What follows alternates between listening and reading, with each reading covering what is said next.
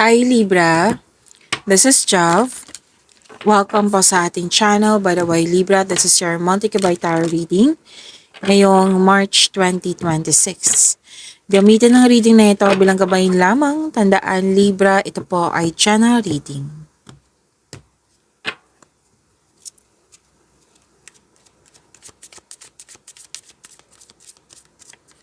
Angel number 19. Sabi po dito, independence and self-sufficiency are necessities to you. You are extremely capable in life and in work and aren't afraid to take big risk. Big risk to achieve the life you desire. To attract more blessings, let us say the power of affirmation. Let us say, I am a pioneer. So, lalabas ka sa comfort zone mo. Mag-take ka ng big risk para ma-achieve mo yung desires mo sa buhay. So, bibigyan mo na ng aksyon. You're very confident. Yan. So, ang ganda nito. Okay, so this is angel number 19, Libra.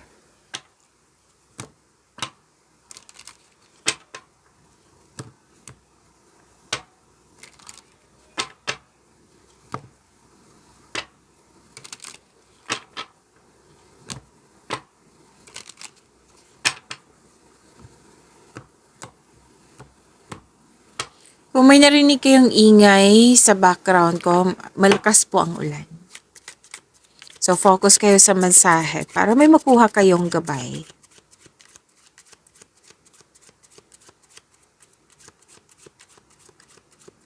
Mga parating pa para kay Libra ngayong March 2026.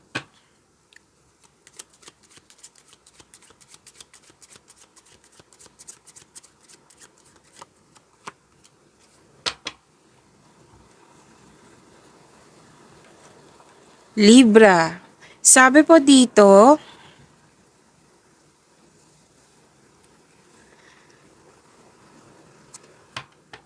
okay,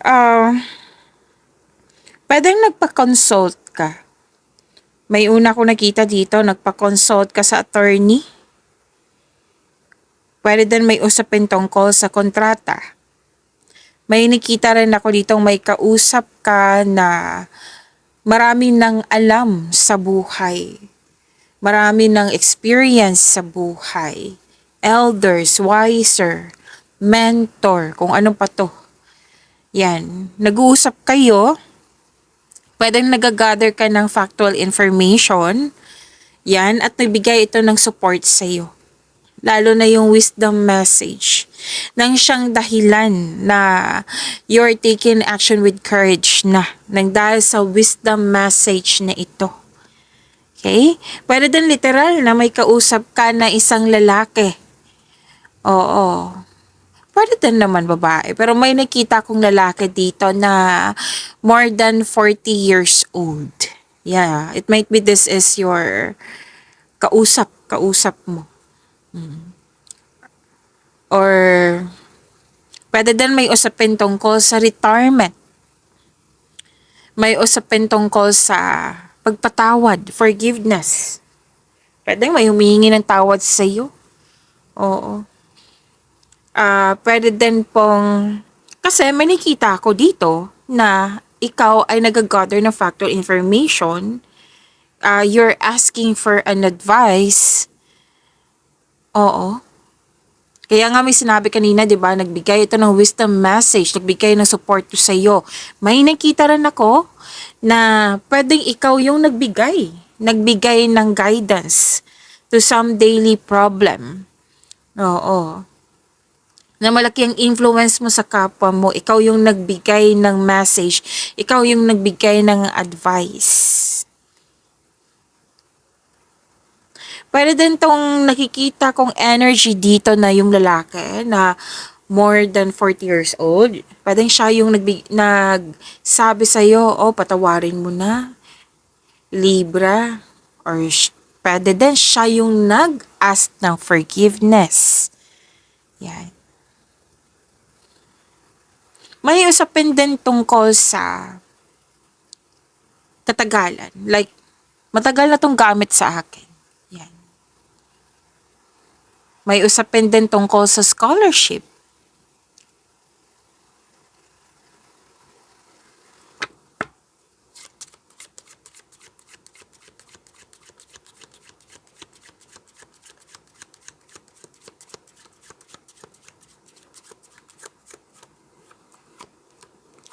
Itong nangyari I believe nangyari to sa February 2026 nyo eh. Na may illness or someone po ito or nabibigatan, burden, burnout, yung pwedeng health concern or disease, depression, you're feeling trapped. Nakikita ko dito ngayong Marso, magkakaroon ng recovery. Yes, magkakaroon po ng recovery. May nakita ako dito, Libra, na pwedeng may nag-invite sa'yo. Or may kailangan, may something or someone na kailangan mong i-deal, pero tumanggi ka. Like, nagrason ka na. Wala ako sa mood, hindi ako makapunta. Example po iyan. Basta na gumagawa ka ng excuse para maging valid. Itong excuse nito na valid siya. Para hindi matuloy yung dapat gawin. Basta something or someone, pwedeng ayaw mong kausapin yung tao. Yan. So, gumagawa ka ng rason dito. Actually, may unpleasant changes na pwedeng naninibago ka. Oo, na pwedeng nahihirapan kasi sa sitwasyon. Kasi pagbabago kailangan ng adjustment yan. So, what I meant is maging handa. Pero, I believe na overcome mo ito. Ma-overcome mo rin ito. Magkakaroon po ng recovery. Kung ano man to kung ano man to nangyari sa nakaraan, magkakaroon po ng recovery. And some of you magkakaroon ng recovery sa pamamagitan ng tamang pahinga. Tamang tulog, tamang kain, meditation, yung makapag-relax sa'yo. Diyan, isa sa dahilan niya na magkakaroon ng recovery. Kasi may nakita ko dito nagpasya kayo mag-me time muna, alone time muna. Di ba may mga taong ganyan, Libra, na gusto mo munang mapag-isa para makapag-isip at makapagpahinga.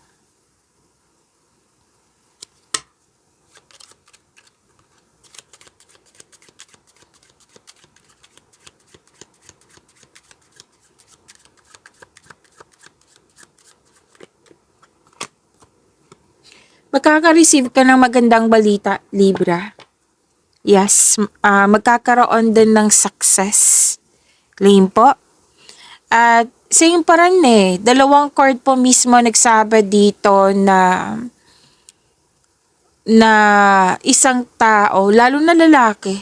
Pwede ikaw to kung ikaw ay lalaki. Pwedeng siya. Na malaki talagang influence niya ngayong March 2026, Libra. More than 30 and 45 years old to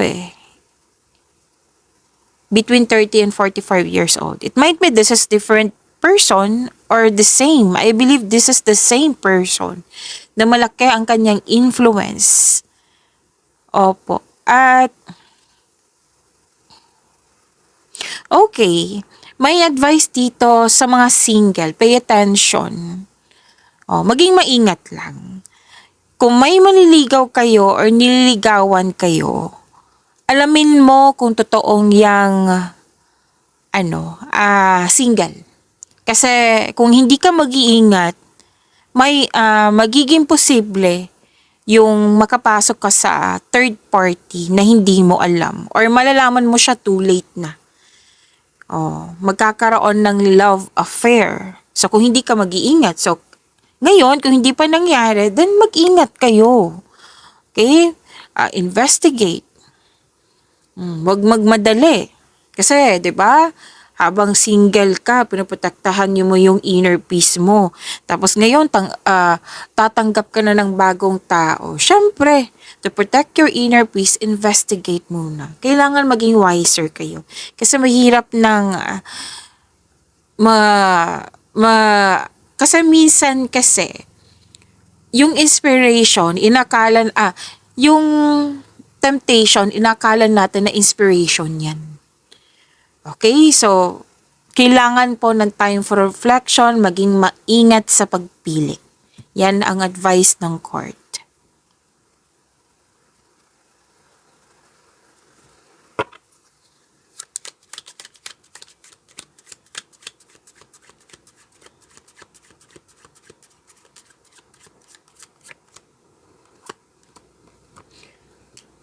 Mukhang marami kang kausap ngayong March 2026.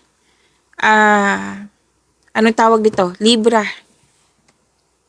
May meeting, may reunion, may maraming ginagawa sa isang kwarto. Pwedeng opisina to, bahay ba to. Yan, maraming kilos akong nakikita dito. Pero may tumutulong sa'yo. May nakita nga akong teamwork dito. Meeting, company, reunion. Dalawang card po mismo nagsabi niyan, Libra. And this is pwedeng naglilinis ka ng bahay para magtanggap ka ng bisita. Yan, nagwe-welcome kasi ka ng mga guest dito. At may binigay sa'yo na bagong role na hindi mo nakala na new strength mo siya. Like for example, ano ba yung mga common na example para maintindihan? Okay, yung common na lang ha, example lang po ito, Libra. May nagbigay sa iyo ng role na pagiging leader sa sa pagkakaroon ng sales. Like, sales nga. Na hindi mo inakala na magaling ka palang mag-lead ng isang team. Tapos, naging effective ka, nagkaroon ng maraming sales, na hindi mo inakala na magaling ka pala sa ganyang field. 'Di ba? So, this is your new strength. Basta may self-discovery po ngayong March 2026, Libra. Na matutuwa ka kasi, 'di ba? New strength. May malalaman ka na magaling ka pala sa ganyan.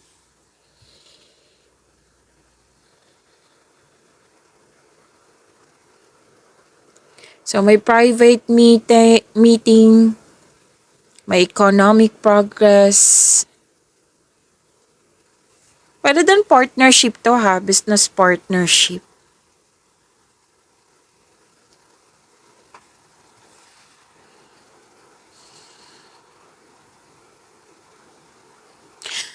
Okay, may sabi dito Di ba may grupo, may pagtitipon ng grupo na nag-uusap.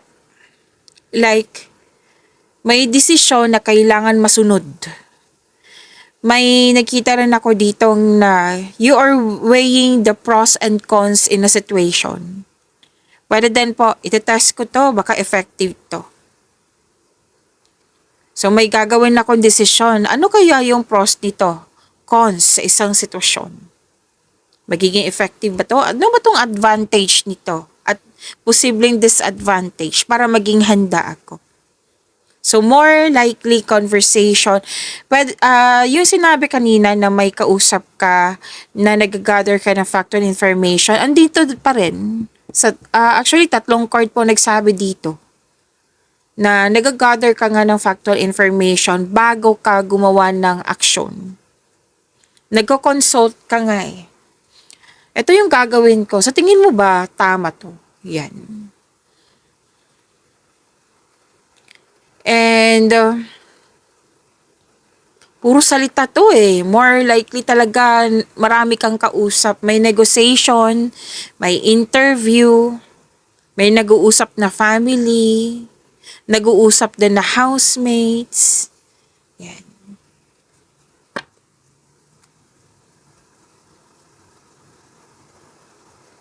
May usapin din tungkol sa, like, may, ano to natutunan. For me, this is realization, natutunan, awakening. Like, ayaw kong sumama sa grupong ito kasi bad influence, bad company.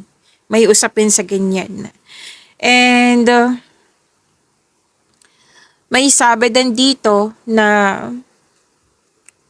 you're craving something, oo, or longing. Pwede longing ito, craving or wishful thinking.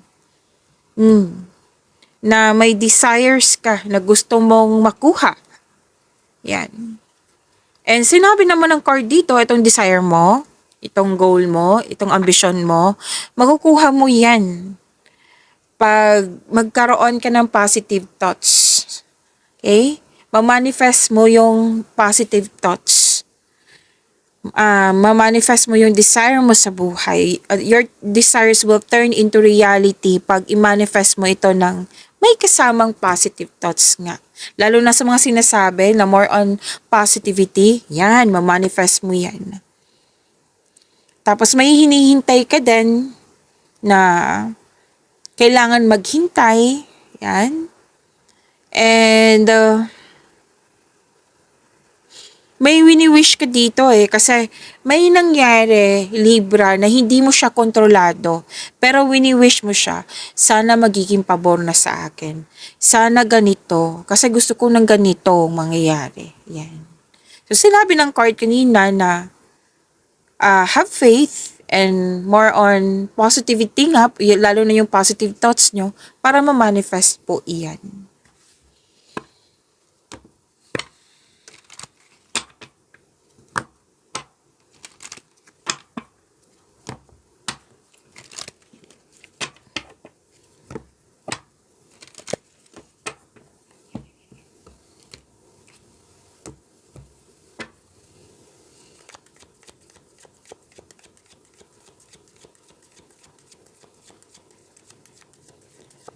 Energy para kay Libra ngayong March 2026.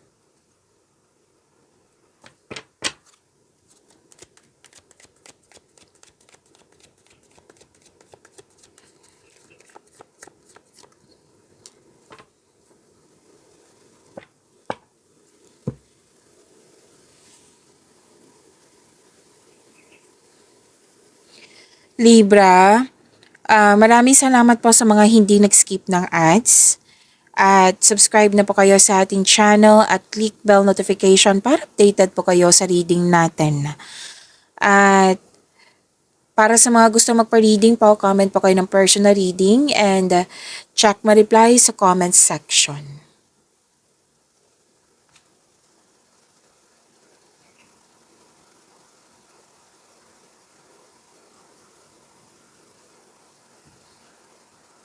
Uminom lang po ako ng tubig. Okay, your energy ngayong March 2026. Libra, very inspired, marami kang ginagawa. Inspired in action to. Nagkaroon ng momentum, nagkaroon ng direction, na very focused ka sa mga ginagawa mo. Nagkaroon ng determination, nagkaroon ng concentration, perseverance. Yan. Binigyan mo ng tiyaga yung mga ginagawa mo. Okay, mag-focus. Gumawa ng... Habang ginagawa mo to, kailangan magkaroon ng clear intention para maabot mo tong sinasabing success dito. Actually, there's 2 cards. Success po yung sinasabi dito. Libra. Makakagawa ka ng best decision, best choice, kung magkaroon ng konkretong plano. Makinig din sa inyong intuition to guide you towards the next action. So, may success sa 2 card na ito, Libra. At wag po daw kayo magmadali kung ano man to. Sa mga ginagawa nyo, pwede din sa pagmamadali sa pagkakaroon ng relasyon. So, wag po daw kayo magmadali. Kumbaga, relax lang. One at a time. Pag-isipan ng mabuti. Yan, mag-focus, huwag magmadali. Kung sa relasyon to, kailangan po magkaroon ng same vision for the future upang sa gayoy magkaroon kayo ng healthy relationship soon. Ganun din sa mga marelasyon po. Na huwag kayo magmadali. Pwedeng nagmamadali kayo para may ganap sa araw-araw or project to. Gumawa ng same pa rin, gawa kayo ng solid foundation. Mag-establish kayo ng kahit anong plano para sa pag-level up nyo. Advice din to may advice din dito sa career and money mo na to achieve a success in career and money, kailangan talagang mag-focus. Comes with determination na may kasamang clear intention. Yan, gumawa ng konkretong plano.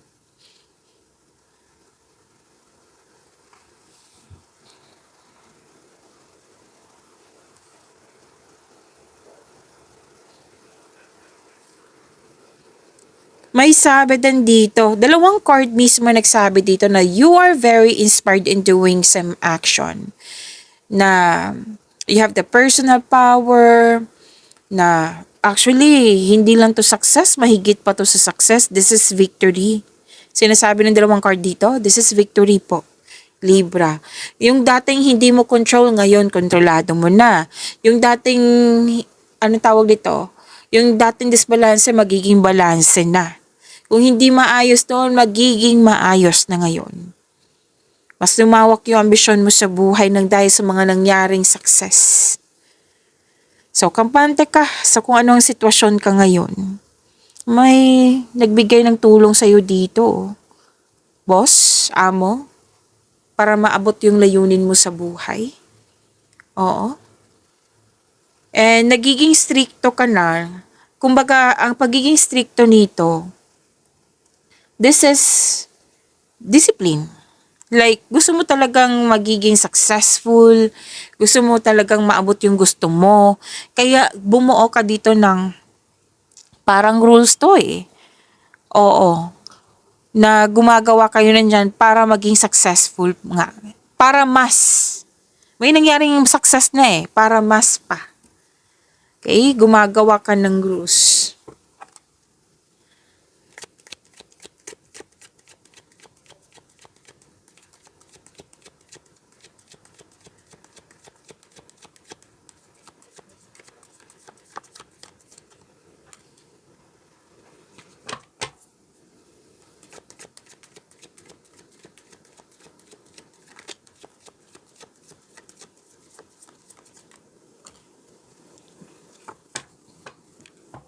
Career and money ni Libra.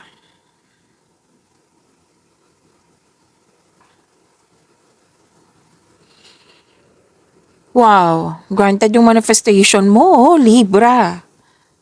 May solidong beginnings, like solid beginnings. May parating na masaganang panimula sa mga ginagawa nyo dyan. Tapos, gumagawa kayo ng konkretong plano dito, which is advice nga ng card mo dito sa inyong energy. Yes, sabi ng card, mag-ingat sa paggawa ng plano para magtagumpay ito.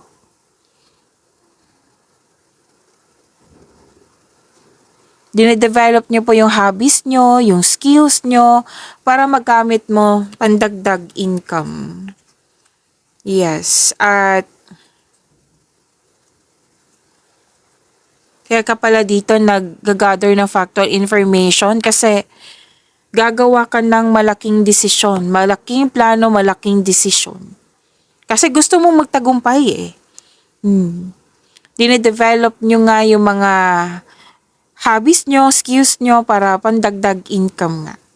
And you are very tutok sa inyong mga ginagawa dyan. You're putting effort without rushing, which is good. Yes. Kaya nga sinabi ng card nyo kanina dito na huwag magmadali, one at a time lang, siguraduhin magkaroon ng konkretong plano para magtagumpay ito, which is ginawa mo nga. Andito, lumabas sa career and money mo, Libra. Magkaka-receive ka ng magandang balita na, ukol sa bagay na papasukan like scholarship, job application, loan application, kahit anong application to, visa application ba, kung ano man yan, matatanggap po. Pwede din, magsisimula na kayo magnegosyo ngayong Marso, magsisimula na kayo sa ng trabaho ngayong Marso. At magkakaroon ito, tutukan mo ito, sinabi ng card, kasi magkakaroon siya ng self and financial growth. Maging bukas din po kayo sa mga advice ng nakakatanda sa iyo or may well-experienced na sa buhay.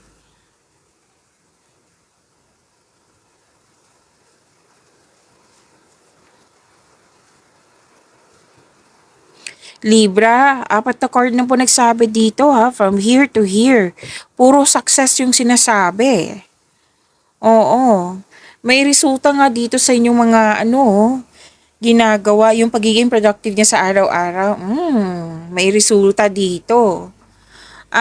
May promotion ng dahil sa inyong kasipakan. At alam niyo naman, pwedeng literal niya na promotion na pagtaas ng posisyon. Pwede din pagtaas ng kita, sweldo, allowance, or na yung posisyon nga. May financial growth ako nakikita dito after a period of struggle. And yes, kanina pa to sinasabi ng yung card, which is repeating message ito, na your discipline and hard work are paying off. So enjoy this time, Libra.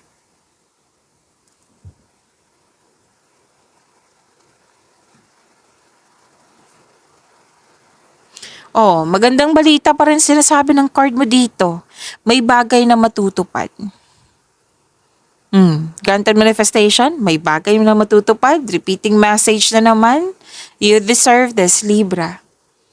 Deserve mo to kasi nakikita ko dito yung pagiging productive nyo sa araw-araw. At ito, nagbunga ng maganda. May parating na good news especially after a period of struggle. And you're feeling proud sa accomplishment mo. In-acknowledge mo yung mga success na dumating sa iyong buhay.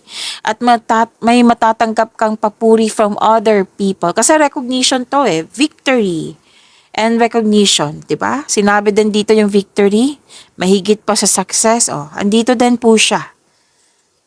Sabi ko naman sa inyo itong apat na card na ito, sinasabing success. Claim nyo po, Libra. Nagsumikap ka at deserve mo itong tagumpay na ito.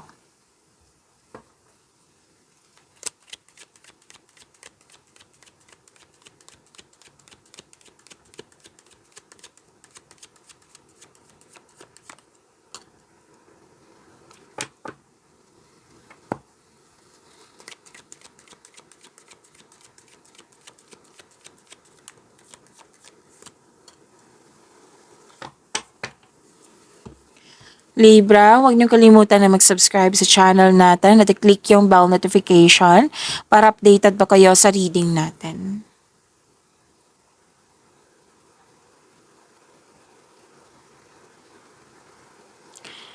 Okay, sa love life, self-love, partnership, and romance, makakatanggap po kayo ng regalo or tulong. Okay, saan yun? Okay. So, nakikita ko dito na 'di ba tinutulungan ka. Andito din po siya. Makaka-receive ka ng regalo or tulong. Pwede din po ikaw tong nagbigay kasi may malaking blessings kayong natanggap at naging generous kayo sa kapwa nyo. Sharing resources. Pwedeng pera din po ito. May nakita kong pera dito. Or pwede din return investment tapos naging generous ka sa kapwa mo. Nagkaroon ng pagkakaisa.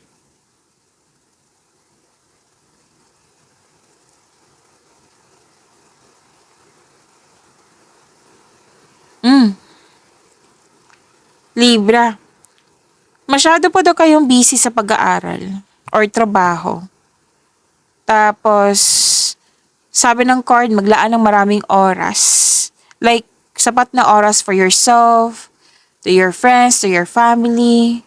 Naunawaan ko naman ng iba dito breadwinner kasi yung iba dito.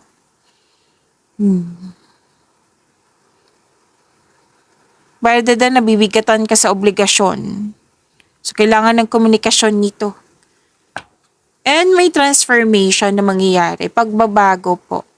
Actually, may balak bumalik yung dating malapit sa'yo na nagkaroon kayo ng loss of connection. Balak pa ito, so kung gusto mong mangyari yan, ipagdasal mo, i-pray mo kay God. So, itong transformation na ito,